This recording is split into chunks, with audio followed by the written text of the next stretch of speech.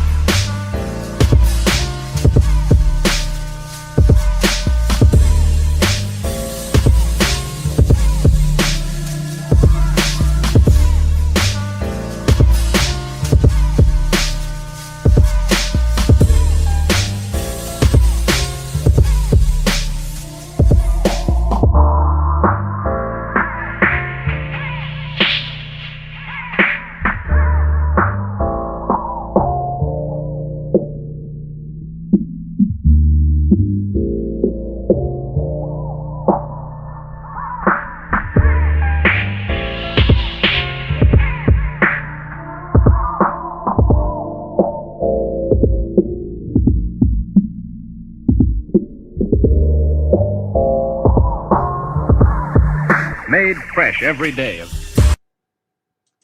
Yo, what's going on, y'all? This your boy KCFL, King Set for Life in the building. Yes, I'm a day late, but I just wanted to make sure when I'm doing my review, I ain't somewhere yawning, I ain't somewhere laid out sleep.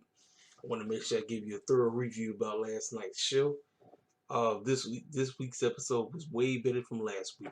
I tuned in, I made sure I watched because I wanted to come on here and give you a thorough review, let you know what's going on. So let's go ahead and start this show off. Now, technically, some people had the interference where they missed the first 20 minutes of AEW, and the results showed. It said it was about 34,000 people tuned in, and about 720,000 tuned in over to watch NXT. But they said it was like a black screen, couldn't nobody really see nothing. So the first match was Eddie Kingston versus Murder Hawk Monster Lance Archer. Now this match was basically a beatdown because they just wanted to make Lance Archer look strong. How do I feel about these type of matches? I'm kind of mixed. You know, some people think these are great, but at the end of the day, Eddie Kingston don't need no L's and Lance Archer don't need no L's. So the fact that Eddie Kingston got over because it wasn't even really a match, I guess you can say that's good building. For me, it varies, but it was just the aftermath that took place. So after the match, the Butcher and the Blade and the Bunny all came out there basically to try to manhandle Lance Archer. Jake the Snake Roberts tried to come out. He got jumped too. And it's pretty much the typical. So we know it's official. Lance Archer and Jake the Snake are baby faces now. So let's see how that works. But that's it. So like I said, they all tried. It's the typical. You really can't do nothing. So they talked. So John Moxley cut a promo talking about AEW's Beach Break, which is supposed to take place next week. He talked about how he's looking forward to beating the brakes off of John Moxley, his squad. I said John Moxley. I'm tripping. Kenny Omega, Don Callis, the Good Brothers, whatever you want to call them. And it's funny how John Moxley's basically said there's a whole lot of drama going on the show. Don't nobody know what's going on. The Young Bucks tight with the Good Brothers, but it makes absolutely no sense to him. That was, they say pay attention to detail. That was pretty dope. But he said whatever. He said he's looking forward to beating the brakes off everybody next week. So, and he also talked about the fact that him and Pac are not really cool because he's teaming up with Pac and Ray Phoenix next week, who he really don't have any, he's not really cool with, but he got to team up with him. So he said that's going to be very interesting because he said he only trusts one man, that's himself. So he's looking forward to that. Then right after that, we got a promo from Sting and Darby Allin chilling in what it looked like some kind of alley with purple glass windows, and both of them were sitting up there talking about they hoodlums because Sting was basically responding to what Taz and them said, and he said, I got offended because you called me a hoodlum. And Darby Allin was like, yeah, you know what? I guess we both are hoodlums and all this stuff. Let me tell you something, man. I'm glad Sting is there, but I feel like, man, they kind of just how do I put this? I feel like they just rushed things out there just because they was trying to get a pop. But since the whole situation have popped off now, it's almost like we gotta go forward through this. Everybody's kind of complaining because they really don't want to see Sting back in the ring. But as long as Sting ain't going up for titles, that's all. I really don't have a problem with him getting back in the ring. You know what I'm saying? But overall, like I said, I'm looking forward to seeing what they do. I know Darby's gonna carry this whole match. We already know that. But the promo was decent. It was a decent promo. You know what I'm saying? Now, this match right here, Chris Jericho and MJF versus the Varsity Blondes. Every time Chris Jericho and MJF go against somebody, the name of the game is to get the cats over that they're going against. But in actuality, this is how I feel every time when they get in the ring with somebody who they supposed to be trying to put over. Now, putting over does not always mean get the victory. Seems like everybody that Chris Jericho and MJF has been in the ring with has lost. Some people think the Varsity Blondes are pretty dope. I'm gonna be honest with you, y'all. I don't see it. I don't know. The Varsity Blondes don't do it for me. They just don't. And MJF and Chris Jericho's job is to get these cats over. Maybe if they could have got a surprise victory, maybe they would have got over just a little bit better. But I don't know. These dudes just don't do it for me, man. I don't know. But what made this decent was the little back and forth going on between MJF and Sammy. So there's still turmoil going on between the inner circle. There's still some kind of inner beef that they still haven't got over. And we're going to see how this is going to play out. So Chris Jericho and them didn't get the victory. You knew that was going to happen. So then after that, Pac cut a promo talking about he can't wait to get his hands on Kenny Omega and them. He's looking forward to it. He's looking forward to AEW Beach Break. That's what he said. Pretty decent promo. Now, here goes another downer. Shaquille O'Neal responded to Cody Rhodes and said that he can't wait to meet that man in the ring. And he's looking forward to that fight. He said it doesn't matter where. Maybe we can fight in March. So they had already told me where that's going to be. We're going to get this match taking place at Revolution. So Tony Schiavone is talking with Cody Rhodes and Arn Anderson. Cody wanted to respond, but he basically let Arn Anderson do all the talking. And Arn Anderson pretty much gave him a dedication, a special remembrance to his father when him and his dad was wrestling back in the day. I think now we say June something, 1985. And he said as soon as the match was over, he was rushing to get home because Cody was born that same day. So Cody was getting choked up because he was talking about how Brandy is at home about to, he's resting up because pretty soon she's going to be giving birth to Cody's first. So, but like I said, overall, they started talking about Shaquille O'Neal's situation. And next thing you know, Red Velvet comes out. Now, Red Velvet, that's my girl right there. And let me tell you something. Red Velvet, when it comes to wrestling, Red Velvet got it. She can go. I never really heard Red Velvet talk, so I wanted to hear what she had to say. Red Velvet came out there and cut an excellent promo on Jade. And so it looks like we're going to be getting Shaq and Jade versus Red Velvet and Cody Rhodes at Revolution. That promo that she said, that was great. That was awesome. She said what she had to say. She told that girl, listen, I'm tired of, as long as I've been up in this company, I always wanted to be a wrestler. But ever since this big mouth girl who thinks she all that in a bag of chips coming out here running her mouth, I'm going to show her exactly what running her mouth is going to get. It's going to get her butt whipped. So she said what she had to say, and I liked it. It was pretty dope. So we moved on. We got in the back, we got a little commercial letting you know what's going to transpire because we got this wetness taking place between Kip Sabian and Penelope Ford. And remember, Chuck Taylor's sitting up there looking real silly as a butler because you remember, since he lost to Miro, he got him looking goofy as heck. Well, y'all already know the name of the game. Every time a wedding and the rest of the promotion takes place, weddings never go right. So I'm already expecting some kind of chaos to take place. I don't know what that is, but that's what be happening. So next one-on-one match we got Hangman Page versus Ryan Nemeth. Now that name for people who don't know that name does look familiar. That's because that's Dolph Ziggler's younger brother. That boy look exactly like him, just with short hair. I said, man, what Dolph Ziggler brother doing on the show? This match was designed to see how good can this young man go. So obviously this was like a tryout match. He remind me of Dolph. He just remind me of a younger version of Dolph. You know, now do I think Dolph Ziggler is a better wrestler? Yes, I do. But I would like to see more of this young man. Obviously he was in the ring with Hangman Page. Hangman Page, listen, I'm trying to tell y'all right now.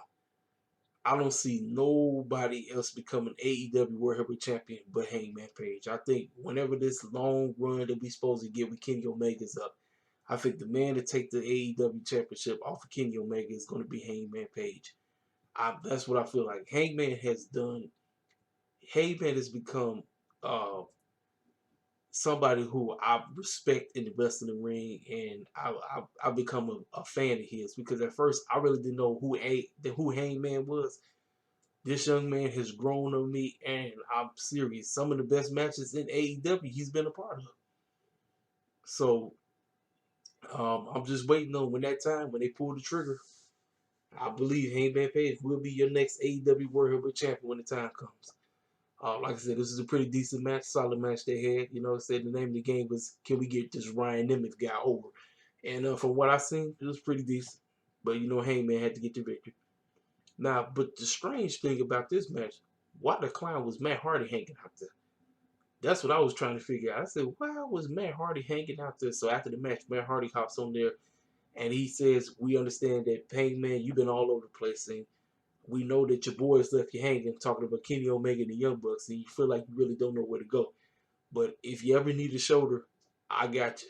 You know, just let me know if you need anything. Don't know where that's going. I don't know. It's just bizarre. Matt Hardy, as of right now, has been very bizarre with his new gimmick. I don't know where it's going. Do I like it? I do. I just don't know where it's going. So I'm just gonna keep tuning in to see. And plus the fact that him and Private Party been running over here to Impact, and now they got a shot for the tag team titles against the Good Fellas, the Good Brothers. So we gonna see how that's gonna turn out. Y'all, the match of the night right here. Jungle Boy versus Dax Harwood. Y'all, let me tell y'all something. I've been saying it right now. Jungle Boy is the standout of Jungle Express. This match he had with Dax Harwood was phenomenal. This match was excellent.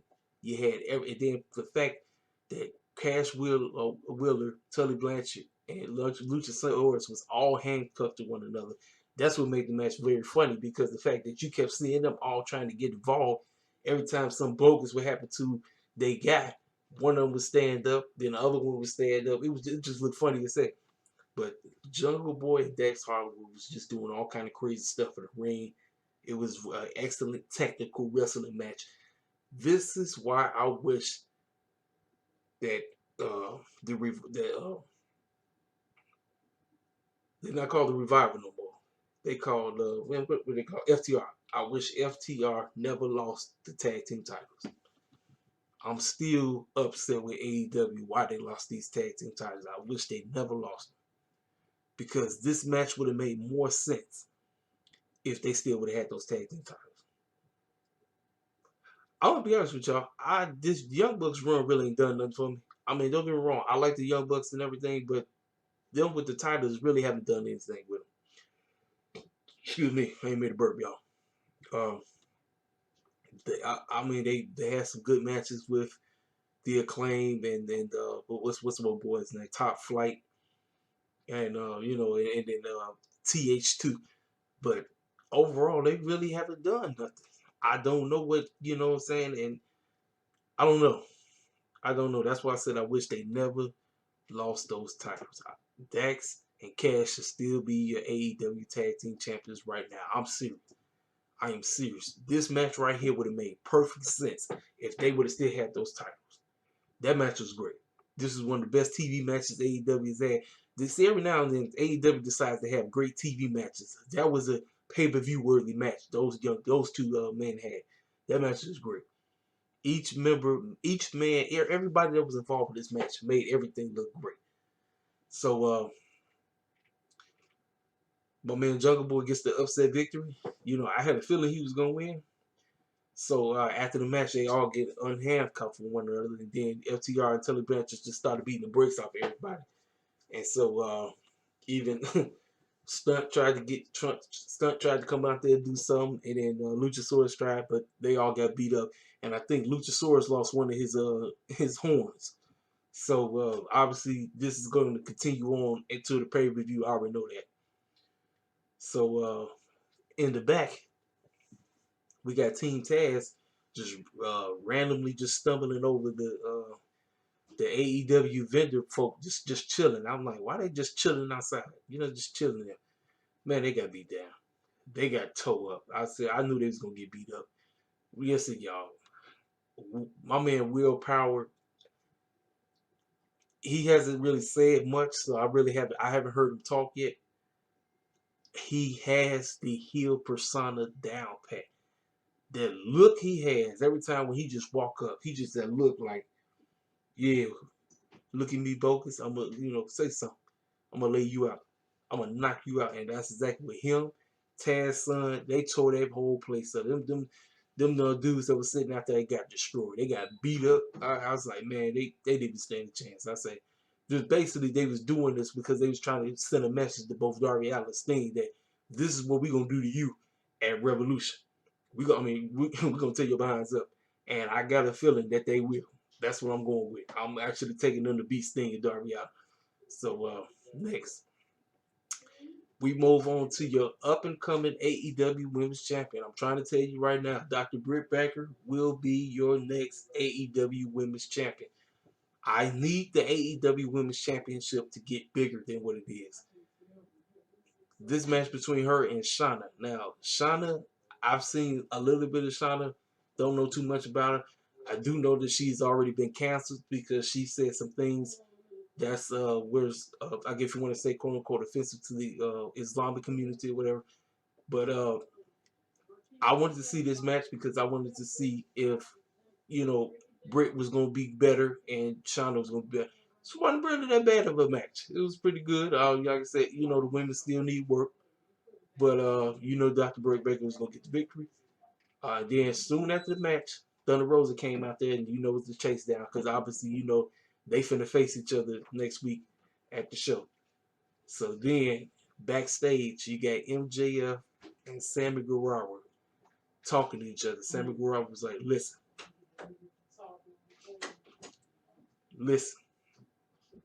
you ain't fooling nobody, man. You ain't fooling nobody. I know what you about. MJF said, listen, man, I don't know what's wrong with you, man. He said, everyone big fan. He said, no, you ain't fooling nobody.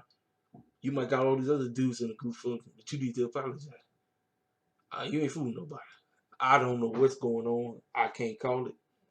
I don't know. But some serious is going to take place in the circle. And that might happen at Revolution. We might get the dismantleship of the inner circle at Revolution. Or who knows? I don't know. But things just ain't looking right. MJF walked off and said, I ain't playing. So, I mean, shoot. I mean, Sammy walked off and told him, he said, I ain't playing. I told you it's some junk going on. It's some junk. And, man, I'm telling you. So then, like I said, they talked about the show that's going to take place, Beach Brick.